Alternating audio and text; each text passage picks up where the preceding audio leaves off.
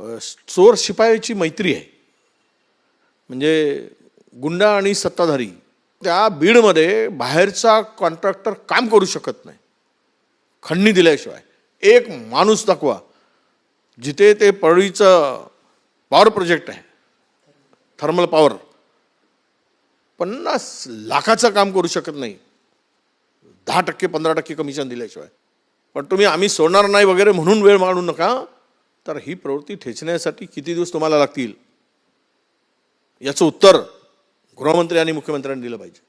या सगळ्या संतोष देशमुख हत्या प्रकरणातले अजून 3 आरोपी जे आहेत ते फरार आहेत. परंतु सामाजिक कार्यकर्ता अंजली दमन यांनी एक दावा केला आहे की 3 जे आरोपी फरार आहेत त्यांची हत्या जी आहे ती कर्नाटक महाराष्ट्र बॉर्डरवरती झाली आहे म्हणून. त्या संदर्भातचे ऑडिओ क्लिप्स देखील त्यांनी पोलिसांना दिलेले आहेत. असू शकतं. शिंदेना वाचव, शिंदेचा एन्काउंटर केला गेला बलात्कारी, कुठला अक्षय, ठाण्यात, तो एन्काउंटर होता काय सगळ्याला माहिती आहे. कारण मुख्य आरोपीला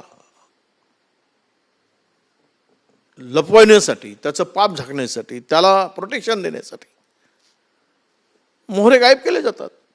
होऊ शकतं ते मोहरे गायब केले असतील, संपवले असतील, तो पुरावा नष्ट केला असेल.